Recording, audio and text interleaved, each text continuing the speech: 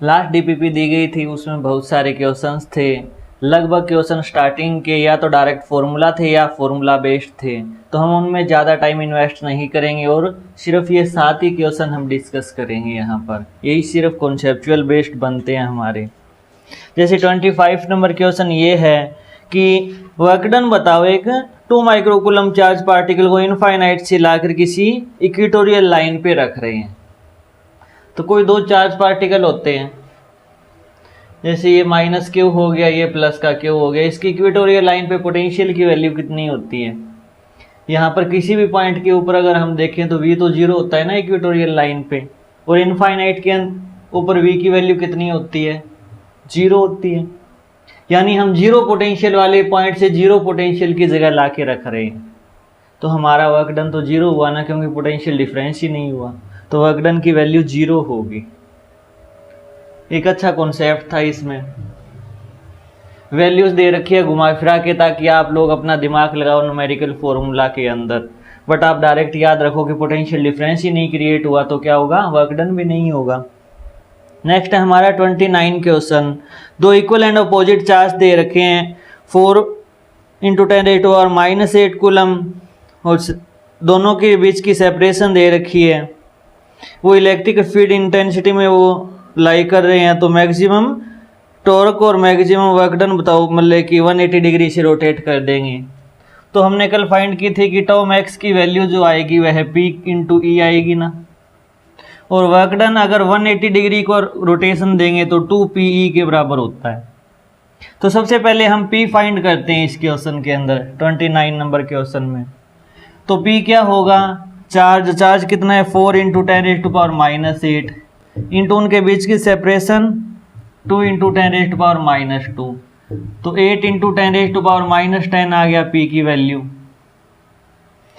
और E की value हमें दे रखी है 4 × 10⁸, तो टाउ मैक्स की वैल्यू कितनी आ गई?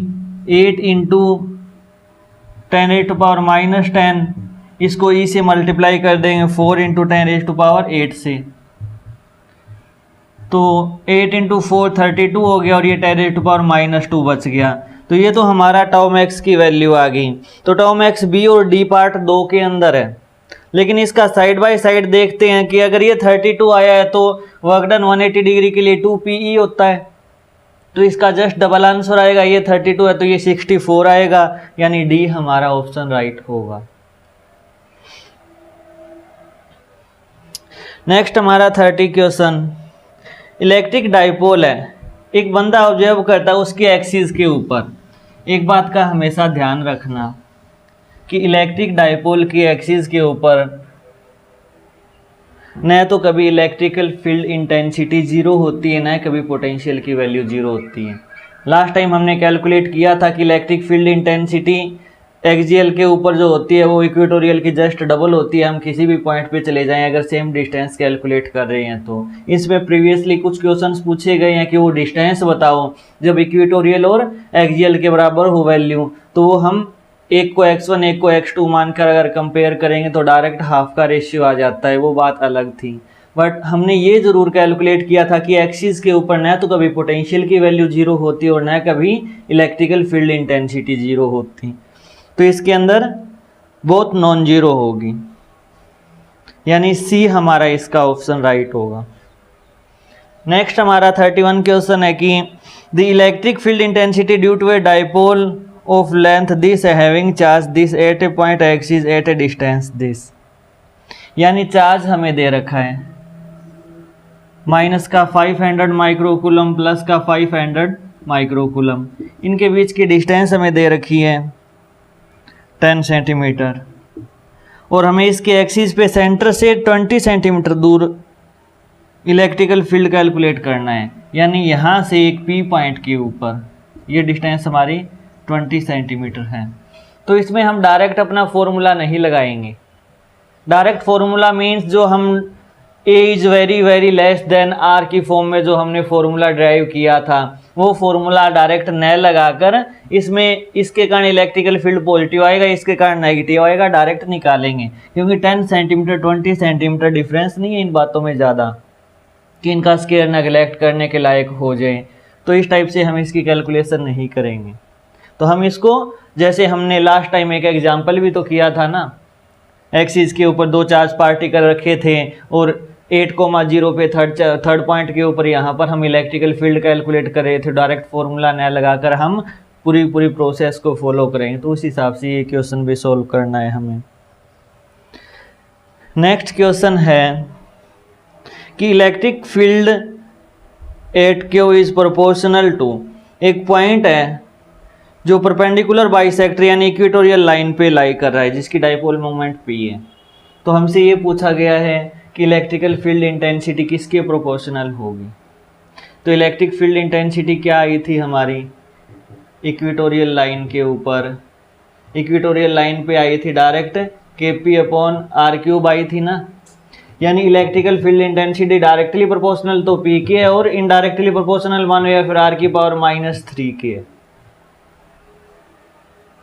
एक बात का यहाँ पर आप ध्यान रखना कि electrical field due two point charge क्या होता है, E = kq/r² होता है ना। Electrical field directly proportional r⁻² के होता है। बट जब बात डाइपोल की आएगी ना, तो डाइपोल में इलेक्ट्रिक फील्ड -3 पावर के डायरेक्टली प्रोपोर्शनल होता है।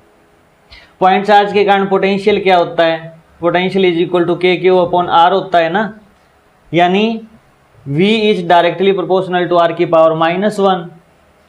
बट यहाँ पर हमने पोटेंशियल कैलकुलेट किया था, नीचे r² आ रहा था, क्योंकि P के अंदर भी तो अगर डायमेंशनली करेक्ट करना चाहिए तो P के अंदर भी तो एक डिस्टेंस आ रही है ना, चार्ज इनटू डिस्टेंस, तो एक डिस्टेंस से एक डिस्टेंस कट जाएगी। तो आप ध्यान में रखना, अगर डाइपोल मोमेंट दे रखी है तो इलेक्ट्रिकल फील्ड -2 पावर के बजाय -3 पावर पे डिपेंड करेगा, यानी इसका आंसर D राइट होगा हमारा।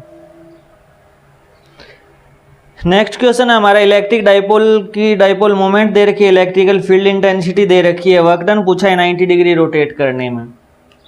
तो अगर उस फॉर्मूले को आप रीअरेंज करके देखो कि 0 पे क्या होगा 90 पे क्या होगा, तो भी आप आंसर कैलकुलेट कर सकते हो। अदरवाइज आप डायरेक्ट बात याद रख लो कि अगर मैं 0 से 180 डिग्री इसको घुमाता हूँ, रोटेट करता हूँ, तो उस केस के अंदर 2pe वर्क डन होता है। 0 से 90 जाऊँगा तो वर्क डन होगा हमारा सिंपल pe, तो हमारा आंसर इसका pe आएगा।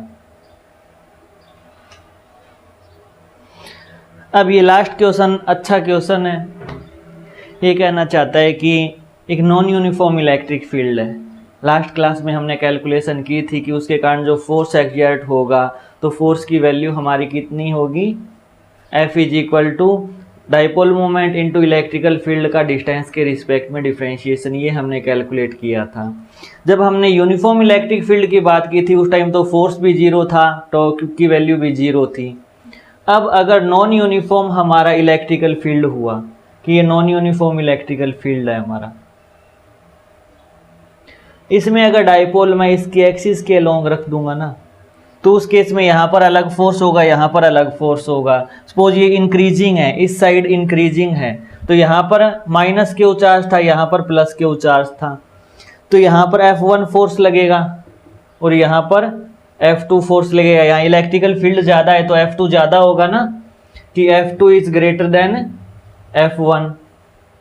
तो हम कह सकते हैं इस डायरेक्शन में मूवमेंट स्टार्ट हो जाएगी, इस डायरेक्शन में इसका नेट फोर्स आएगा, एक्सेलरेशन इस डायरेक्शन में होगा, तो ये ट्रांसलेटरी मोशन करना स्टार्ट कर देगा।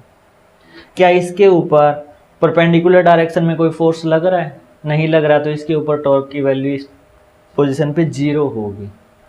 यानी अगर नॉन यूनिफॉर्म इलेक्ट्रिक फील्ड हुआ, उस केस में अगर इलेक्ट्रिक डाइपोल उसके एक्सिस के अलोंग रख दिया जाए, यानी जिस डायरेक्शन का इलेक्ट्रिक फील्ड है उसी डायरेक्शन की एक्सियल ये मूवमेंट की डायरेक्शन हो हमारी, पैरेलल या एंटी पैरेलल हो, तो टॉर्क की वैल्यू 0 होती है। अगर यही डाइपोल हमारा किसी एंगल के साथ रख दिया जाए तो उस केस में फोर्स भी अलग अलग आ रहे हैं और एंगल पे रखने के कारण टॉर्क तो हमेशा ही आता है। तो इसका मतलब क्या हुआ, उस केस के अंदर अगर किसी एंगल पे रखा हुआ है ना डाइपोल हमारा, तो एफ नेट भी नॉन जीरो होगा और टाउ नेट भी नॉन जीरो होगा।